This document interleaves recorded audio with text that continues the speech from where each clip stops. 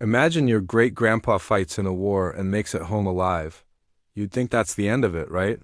Wrong. Nearly a century later, you're the one writing checks to pay for the bombs he dodged. I'm not speaking in metaphors here. This actually happened. Picture this, it's 2010 in Berlin. Some office worker clicks approve on a payment form. The amount? Almost $70 million. For World War I, a conflict that wrapped up 92 years before that moment. His own great-grandfather probably fought in that war. 3 whole generations got stuck with the bill, starting with the guys in the trenches back in 1918, all the way to their great-grandkids sitting at computers in 2010. And here's the crazy part, this was on just about losing money. This debt literally shattered Germany's economy twice, wiped out everyone in the middle class, put Adolf Hitler in power, and sparked the Second World War. Just one debt they could never fully pay off. Nearly a century, 70 million people dead. 70 million? And guess what? The exact same playbook is running today. You've got student loans you'll be paying until you're in your 50s. Government debt your kids and grandkids will be stuck dealing with. Programs from the IMF that are tearing apart entire countries as we speak. I am about to walk you through exactly how impossible debts destroy nations and why we were watching it happen all over again. Let's jump to October 3rd, 2010. We're in Berlin, Germany. Inside some bland office building in the money district, there's a government finance worker staring at his computer screen. He's looking at a form that authorizes a payment. How much? $69.9 million. Who's getting it? A bunch of international investors, mostly in France, Britain, and America. He moves his mouse and clicks the button. The money transfers, transaction complete. But here's what makes this wild. This isn't paying back some recent loan. This isn't even interest on government bonds from a few years back. This is the final payment on debt that started almost 100 years earlier. This is Germany finally closing the books on World War I reparations. Think about the timeline here. That war ended on November 11th, 1918. This payment happened October 3rd, 2010. When they first slapped Germany with this debt back in 1919, the youngest guys who'd actually fought were just 18. Fast forward to 2010, those men would have been 109 years old. But they're not the ones who paid. Their kids paid it. Their grandkids paid it. And that random clerk in 2010 making this last transfer? He paid it for a war his great-grandfather experienced. 3 entire generations, 92 years of payments. From the first installment in 1921 to that final click in 2010, Germany ended up paying roughly $89 billion total when you add up reparations, interest, and restructured debt from WWI. But the real damage? Way bigger than any dollar amount. These reparations broke Germany's economy, turned their money into toilet paper, destroyed the middle class, gave Hitler his path to power, and led straight into World War II, which killed 70 million human beings. The Treaty of Versailles didn't actually end the First World War, it basically guaranteed the second. And the weapon they used was debt. Unpayable debt? Mathematically impossible debt? The kind of debt that ruins entire generations, designed not to ever be fully repaid, but to keep Germany down forever. Let's go back to June 28, 1919, the Palace of Versailles. Just outside Paris, they chose the Hall of Mirrors, specifically the same room where Germany had declared itself an empire in 1871 after beating France. Now, 48 years later, they picked that exact spot on purpose. Pure humiliation. 4 powerful men sat on one side of the table, staring down the German representatives. Georges Clemenceau from France, David Lloyd George from Britain, Woodrow Wilson from the United States, and Vittorio Orlando from Italy. They called them the Big Four. These guys had spent half a year hammering out this peace treaty. Know what the Germans got to do during those negotiations? Nothing. They weren't invited to talk. They were called in just to sign their name. The treaty was 440 pages long, but really only 3 sections mattered. Article 231, they called it the War Guilt Clause. It said Germany takes full responsibility for every bit of loss and damage caused by the war. This wasn't just writing down history, this was legal cover. If Germany started the war, then Germany pays for the war. Every single penny. Article 232 said Germany has to compensate all the damage done to regular people in the Allied countries. They'd figure out the exact amount later with some special commission, but early math put it somewhere between 100 billion and 269 billion gold marks. Just to give you context, Germany's entire economy in 1913 was only worth about 50 billion marks. Article 233 laid out the payment plan. Germany starts paying right away, even before anyone calculated the final total.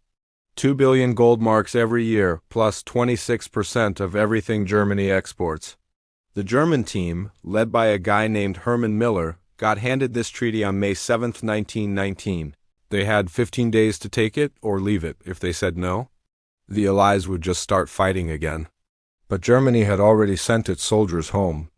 The Allies hadn't. Miller read through the terms and went back to Berlin. He told his government officials, "This isn't a peace treaty. This is just war by another name." Germany was literally starving at this point. The British had blockaded them since 1914 and kept that blockade going even after the fighting stopped. 800,000 regular German people died from starvation and sickness by 1919. On June 23rd, Germany's assembly voted 237 to 138 to accept. On June 28, 1919, exactly 5 years to the day after Archduke Franz Ferdinand got assassinated and kicked off, W. Miller and a guy named Johannes Bell signed their names. Miller wrote later, "The hand that signs this will wither." And man, within months, that prediction started coming true not just for Germany, but for all of Europe's economy. May 5, 1921, the Reparations Commission finally announced the total, 132 billion gold marks. In today's money, that's $442 billion. The payment schedule? 66 years of yearly payments. Germany would be cutting checks until 1987, but here's the problem. Germany only had about 1 billion marks in gold reserves sitting around in 1921. The yearly payment of 2 billion marks was literally 50% of everything the government brought in. Do the math. Germany physically couldn't make these payments without completely shutting down all government services. No military, no police, no schools, no roads, nothing. The Allies knew this perfectly well. There was this British economist named John Maynard Keynes at the Treasury who went to Versailles. He did the calculations and warned everyone in his 1919 book called The Economic Consequences of the Peace that these reparations would bankrupt Germany, tank the European economy, and start another war. Nobody listened. France's position, pushed by Clemenceau, was super simple. Germany will pay, period. France wanted revenge. They didn't care about economic reality. So Germany got stuck with debt they couldn't possibly pay, and trying to pay it would wreck the country. Germany sent their first payment in August, 1,921.1 billion gold marks. They paid with gold, foreign money, coal, wood, and chemical dyes. Germany basically stripped everything valuable they had and shipped it out. By December 1921, they asked for a timeout. Their economy was falling apart. The government couldn't balance its books because half of all their money went straight to reparations. The Commission said no. France's stance, with Belgium backing them up, was that Germany was deliberately trying to avoid payment. Britain and the US suggested cutting the payments down. France refused. Germany scraped together a partial payment in January 1922. France said it wasn't enough. On January 11, 1923, France and Belgium literally sent troops into the Ruhr Valley, Germany's industrial powerhouse. Their plan: just take the coal and steel directly as payment. 40,000 French and Belgian soldiers marched in and took over the Ruhr. German workers fought back the only way they could. They went on strike and refused to work. The German government backed them up and kept paying these striking workers even though they weren't producing anything. Where'd the German government get money to pay workers who weren't working? They just printed it. This was the moment everything went completely off the rails. Facing impossible reparations payments, their industrial core occupied by foreign troops, and workers on strike, the government had exactly one option: the money printer. Let me show you how insanely fast this spiraled. July 1922, 493 marks to buy $1. January 1923, 17,972 marks per dollar. August 1923, 4.6 million marks per dollar. October 1923, 25.2 billion marks per dollar.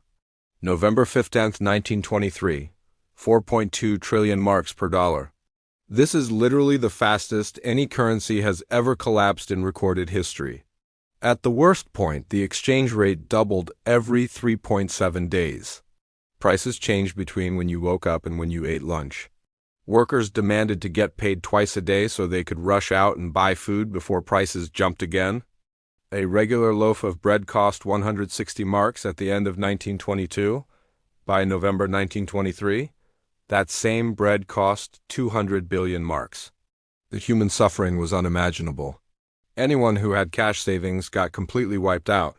Picture a middle-class family with 100,000 marks saved up in 1922, enough to live comfortably for 5 years. By November 1923, that money became worthless. 100,000 marks wouldn't even buy a single postage stamp. Old people living on fixed pensions literally starved to death. There was this professor at Leipzig University who had a life insurance policy that would paid out 10,000 marks, enough to buy a whole house before the war. He got his payout in 1923. It bought him one loaf of bread. But if you owned actual stuff, you survived. Farmers had land and grew food. Factory owners had buildings and machinery. And here's the kicker: anyone who'd borrowed money in marks now had those debts just vanish. Say you borrowed 100,000 marks in 1921 to buy a house. By 1923, you still technically owed 100,000 marks, which now equaled about 1/1,000,000th of a loaf of bread. Your debt just evaporated. The hyperinflation created the biggest wealth transfer in German history. It moved money from middle-class people who de-saved to people who owned physical stuff and people who owed money. The people who'd done everything right saved money, worked hard, bought government bonds, lost everything. The people who'd gambled, borrowed, and owned physical assets came out on top.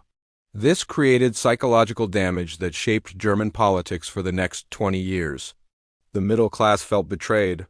They'd followed all the rules, saved their money, trusted their government, and got destroyed for it. And they blamed it all on reparations. Because reparations forced the government to print money to make those payments. Every mark printed to pay France made every mark held by regular Germans worth less. November 15th, 1923, the German government introduced brand new money called the Rentenmark. Exchange rate: 1 Rentenmark equals 1 trillion of the old paper marks. The hyperinflation stopped basically overnight. But the damage was permanent. The German middle class, the foundation of a stable society, had been completely obliterated. And meanwhile, this failed artist living in Munich named Adolf Hitler, who tried to pull off a coup on November 8, 1923, was sitting in Landsberg prison writing a book. His book was all about how the Versailles Treaty destroyed Germany and how he'd restore German greatness by ripping up the treaty and refusing to pay anything. He called the book Mein Kampf. After the hyperinflation, Germany couldn't possibly make reparations payments. France had troops in the Ruhr. The German economy was in ruins. Something had to give. Enter the Americans. Specifically, this banker named Charles Dawes, who later became vice president. In 1924, Dawes led a committee to restructure German reparations. They came up with the Dawes Plan, which started in August 1924. The plan lowered Germany's yearly payments to 1 billion marks at first, slowly rising to 2.5 billion marks by 1929. But here's where it gets really interesting. Germany still didn't have the money to pay even these reduced amounts. So the Dawes Plan included loans. American banks would lend Germany money. Germany would use that borrowed money to pay reparations to France and Britain. France and Britain would use those reparations to pay back their war debts to the United States. You seeing the circle here? American banks lend to Germany. Germany pays France and Britain. France and Britain pay America. America pays American banks. American banks lend to Germany again. It's like a financial merry-go-round. Except it only keeps spinning as long as American banks keep lending. And American banks had every reason to keep the money flowing. They collected fees on every single loan. J.P. Morgan and Company ran the loan operation. Between 1924 and 1929, American banks loaned Germany $2.5 billion. Germany paid out $2.1 billion in reparations during those same years. The banks collected fees for setting up the loans. 1 to 2% on $2.5 billion equals about $50 million in fees. They collected interest 5 to 7% every year on whatever was still owed, and they held German bonds that would eventually be paid back with interest. It was absolutely brilliant for the banks, for Germany. It was just another trap. German debt was growing faster than their actual economy. In 1924, Germany owed $7 billion in reparations plus $2.5 billion in Dawes Plan loans. By 1929, they owed $9 billion in reparations plus $4.5 billion in commercial loans. Total debt kept climbing, and all of it depended on American banks continuing to lend. In 1929, another committee led by American banker Owen Young restructured everything again. The Young Plan cut total reparations down to $26.3 billion and stretched payments out to 1,988, 59 years of payments. German babies born in 1929 would be paying until they turned 59 years old. But the Young Plan, just like the Dawes Plan, only worked if American banks kept lending. Then, in October 1929, the American stock market crashed. American banks stopped lending to Germany instantly. By 1930, the money flow from America to Germany actually went negative. Banks were demanding repayment of old loans faster than they issued new ones. Germany couldn't pay reparations without American loans. France and Britain couldn't receive reparations without Germany paying. Everyone was stuck in a debt trap that only worked with American lending. And the American banks had pulled out. When American money stopped flowing, Germany's economy collapsed. Again, 1930. Unemployment hit 15%. 1,931. 25%. 1,932. 30%. 6 million Germans had no jobs. Factory output dropped 40%. Banks went under. Businesses shut down. Lines for free bread stretched around city blocks, and the reparations payments kept coming. The Young Plan demanded payments no matter how bad things got. Germany was supposed to pay 2 billion marks every year while 6 million Germans couldn't find work. The political fallout was immediate. In the September 1930 election, the Nazi Party grabbed 18.3% of votes, up from just 2.6% in 1928. They became the second biggest party in the Reichstag. Their entire campaign had one simple message: the Versailles Treaty is slavery. We're going to destroy it. Adolf Hitler, the guy who'd failed at his coup attempt in 1923, was now leading a major political party. His message connected with people because literally every German family had been wrecked by either the 1923 hyperinflation or the 1930 to 1932 depression, both directly caused by reparations. July 1931, Germany begged for a pause on all reparations payments. U.S. President Herbert Hoover agreed to stop payments for 1 year. France reluctantly went along. But it was too late. June 1932, at the Lausanne Conference, the Allies finally admitted the obvious. Reparations were suspended indefinitely. It was a nice way of saying what everyone knew Germany would never pay, but politically the damage was done. In the July 1932 election, the Nazis won 37.3% of the vote, biggest party in the Reichstag. January 1933, Hitler became Chancellor. October 1933, Hitler officially stopped all reparations payments. His reasoning? Germany had already paid 22.9 billion marks between 1921 and 1932. More than what France had taken from Germany back in 1871. Germany had paid enough. The debt was unfair, unjust, and cancelled. Nobody challenged him. France and Britain were too economically weak to do anything about it. The U.S. had checked out of European affairs. And regular German people massively supported Hitler's decision. What happened next? You know the story. Hitler rebuilt Germany's military in violation of the treaty. He sent troops into the Rhineland in 1936. He took over Austria in 1938. He invaded Poland in 1939. World War II began. And here's what you need to understand.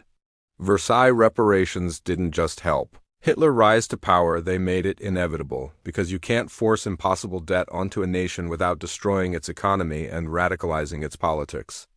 John Maynard Keynes had warned back in 1919, if we deliberately aim to make Central Europe poor, vengeance won't be far behind. Nothing will delay for long that final war which will destroy civilization. He was absolutely right. 20 years after Versailles, that final war came. 70 million people died. May 8, 1945. Germany surrenders. World War II in Europe is over. Germany is completely destroyed. And Germany owes reparations again. But this time, the Allies learned from Versailles. No massive cash reparations. Instead, Germany would pay through dismantlement. The Allies took apart German factories, seized patents, and hauled away equipment as payment. Germany got split up. The Soviet zone became East Germany. The Western zones became West Germany. But the World War I debt wasn't forgotten. Since Germany stopped paying in 1933, all those bonds from the Dawes and Young plans were in default. Investors in the US, UK, and France still had those bonds. They wanted their money. 1953. West Germany and all its creditors met in London to restructure all German debt. The London Debt Agreement of 1953 restructured $25 billion in German debt. The terms were WWI more generous than Versailles. West Germany would pay 50% of what it owed. Interest rates got cut. Payments would only happen when West Germany had trade surpluses, so payments wouldn't hurt the economy. And the final payment on World War I bonds would be put off until German reunification. That last part was crucial. In 1953, nobody thought Germany would ever reunify. It looked like East and West Germany would stay separate forever. So, payable when reunified basically meant never. Between 1953 and 1983, West Germany paid about $14 billion under the London Agreement. This was manageable because West Germany was going through the Wirtschaftswunder, the economic miracle. The Marshall Plan, the complete opposite of Versailles, had rebuilt German factories. By the 1960s, West Germany was the powerhouse of Europe. Everyone figured that was the end of it. Those World War I bonds from the 1920s were now over 60 years old. Most of the original bondholders had died. The bonds were just sitting in bank vaults in the States. And then something unexpected happened. Germany reunified. November 9, 1989. The Berlin Wall came down. Within a year, East and West Germany were working out reunification. October 3, 1990, Germany officially became one nation again.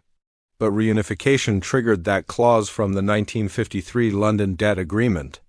Upon reunification, Germany must pay the remaining World War I bonds. How much? About $200 million in remaining principal plus $70 million in interest that had built up since. 1953. These were bonds from the Young Plan in 1929, now 61 years old. Reunified Germany negotiated new payment terms. Instead of paying everything immediately, Germany agreed to annual payments over 20 years. Final payment would be October 3, 2010, exactly 20 years after reunification. And that brings us back to where we started. October 3, 2010, a clerk in Berlin clicks authorize on a $69.9 million transfer. Money moves.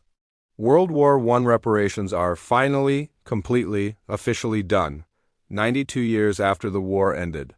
76 years after Hitler stopped paying. 20 years after reunification forced payments to resume. The German Finance Ministry put out a statement on October 3, 2010. The last reparations payment from the Treaty of Versailles was made. The statement was brief, no ceremony. Just a bank transfer and a press release. The total Germany paid in WWI reparations across those 92 years, roughly $89 billion in inflation-adjusted dollars. $22.9 billion paid from 1921 to 1932 under the original Versailles schedule. $1.5 billion paid from 1953 to 1983 under the London Debt Agreement. $0.3 billion paid from 1990 to 2010 to finish off the final bonds. For comparison, the Marshall Plan gave Germany $1.4 billion from 1948 to 1952, about $17 billion in today's money. Germany paid 5 times more in WWI reparations than it received in Marshall Plan aid. Let me break down the human cost across 3 generations. The first generation actually fought WI, lived through hyperinflation, suffered the Great Depression, and either supported or opposed Hitler. Think about someone born in 1900. They experienced WI from age 14 to 18, then hyperinflation from age 18 to 23, where all their savings became worthless, and the middle class got destroyed. This generation got hit the hardest. Their entire adult life from 18 to 45 was defined by WI's aftermath and trying to pay reparations. Many voted for Hitler specifically because he promised to end Versailles debt slavery. Their trust in democracy, capitalism, and the international system was shattered. This generation learned that following the rules, saving money, and trusting the government leads to disaster. The second generation, born roughly 1920 to 1945, rebuilt Germany from rubble. They grew up during hyperinflation, depression, Nazi rule, and World War II childhoods marked by trauma. From age 20 to 40, they rebuilt everything from total destruction with Marshall Plan help.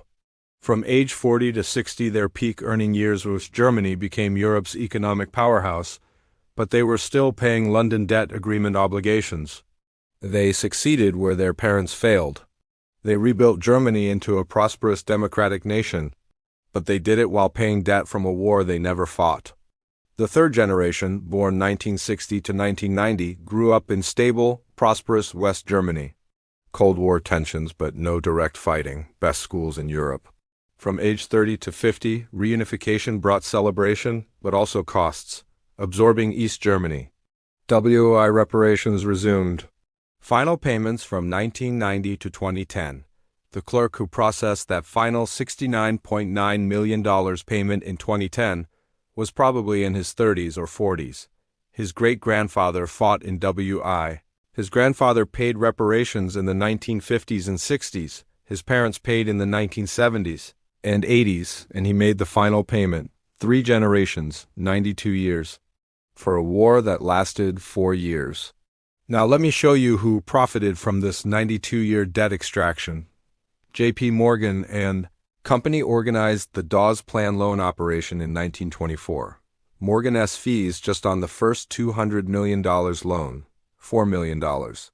Over the next 5 years, Morgan organized additional loans totaling $2.5 billion. Estimated fees, over $50 million in 1920s money. That equals over $750 million in today's dollars. Morgan became the dominant American bank in Europe during the 1920s, largely from German reparations business. National City Bank, now Citibank, Chase National Bank, now J.P. Morgan Chase, and First National Bank of New York all participated in lending to Germany from 1924 to 1929. Combined profits from German reparations loans, hundreds of millions in fees and interest. The French Treasury got the biggest reparations payments. Between 1921 and 1932, France received about $11 billion. The British Treasury got about $8 billion. The United States Treasury got about $3 billion in direct reparations. Plus, France and Britain used reparations money to pay back over $10 billion in war debts to the U.S. But the real American profit wasn't government money. It was private banking fees. American banks made more from lending to Germany than the U.S. government received in reparations. The loans generated fees, interest, and expanded American financial control over Europe. Let me show you why this matters right now, because the same pattern is repeating. American student loan debt, $1.77 trillion, 43 million borrowers. Average debt, $37,000, average interest rate, 5 to 7%. A student graduates at age 22 owing $37,000. They get put on a 20-year repayment plan. At 6% interest, they'll pay $266 per month. Over 20 years, they'll pay $63,840 total. They borrowed $37,000 and end up paying $63,840. The Lenders extracted $26,840 in interest. But here's where it gets worse. Most graduates can't afford $266 a month starting out. So they defer or they go on income-based repayment. The balance grows because interest keeps piling up. This is the exact same mechanism as German reparations. Unpayable debt extracts wealth across decades. And just like German reparations, it's destroying the middle class. Millennials have 50% less wealth than boomers did at the same age. Gen Z is even worse off. The main reason? Student debt. And who's profiting? The loan servicers, Navient, Nelnet, Great Lakes, FedLoan. They collect $1.5 billion every year in servicing fees. See the pattern? Force unpayable debt on people. Extract interest for decades. Destroy borrower wealth. Lenders profit. Germany paid for 92 years. Today's student loan borrowers will pay for 30, 40 years. Same mechanism, different scale. The International Monetary Fund has forced structural adjustment programs on over 100 countries since 1980. The mechanism is identical to German reparations. A country faces a crisis. Argentina, Greece, Thailand, Indonesia, Mexico, Pakistan, dozens more. They need loans desperately. The IMF offers loans but with strings attached. Cut government spending. Sell off state-owned companies. Open your markets to foreign investors. Devalue your currency. Raise interest rates. These conditions guarantee the country can make debt payments, but they also wreck the domestic economy. Unemployment shoots up. Living standards collapse. Social services get slashed. And the country becomes addicted to continuous IMF lending just to service the debt. Greece is the modern textbook case. 2010 debt crisis, IMF and EU imposed $110 billion in loans. In exchange, Greece cut pensions by 40%, raised the retirement age. Sold off state assets, cut government workers by 30%. Greek GDP fell 25% during the bailout. Unemployment hit 27%. Youth unemployment hit 60%. Suicide rates jumped 37%. And Greece's debt increased from $300 billion in 2010 to $330 billion in 2024. The loans didn't help Greece. They helped German and French banks holding Greek bonds avoid losses. And Greece will be paying debt service for over 50 years. This is the Versailles Treaty playbook applied to modern nations. Force unpayable debt, extract payments through austerity, destroy the domestic economy, ensure permanent dependency. And it's happening to dozens of countries. RIGHT now, October 3, 2010, a German finance ministry worker processes a $69.9 million payment. World War I reparations are finished. 92 years, 3 generations, $89 billion paid. The lesson isn't specifically about Germany. The lesson is about what happens when you force unpayable debt on anyone, a nation, a generation, an individual. The debt doesn't just take money. It tears apart the social fabric. It radicalizes politics. It creates a cycle of dependency and anger that lasts for decades. Germany's experience with Versailles reparations. Hyperinflation destroyed the middle class. Depression created 30% unemployment. Hitler rose to power promising to end the debt. World War II killed 70 million people. All because the Allies imposed debt that was designed to be impossible to pay. After World War II, the Allies learned their lesson. The Marshall Plan gave money instead of demanding it. West Germany rebuilt as a prosperous democracy. The 1953 London Debt Agreement restructured debt to be manageable. Germany became America's strongest ally. The lesson: unpayable debt creates catastrophe. Structured, manageable debt with aid creates recovery. But that lesson is completely forgotten today. Student loans trap 43 million Americans in unpayable debt. The IMF imposes austerity that destroys economies. National debt grows exponentially with no plan to ever pay it. The pattern repeats. And the outcome will be identical: economic destruction, political radicalization. Eventually, collapse. That clerk who processed the final payment in 2010 didn't just close an old account. He ended a 92-year cycle of generational debt extraction that destroyed 3 generations of Germans, and helped trigger the deadliest war in human history. And we're building the exact same system right now. Student debt that takes 30 years to pay off. National debt that our grandchildren will inherit. IMF structural adjustment programs that destroy nations. We know how this story ends. Germany already showed us, unpayable debt doesn't get paid. It destroys everyone involved.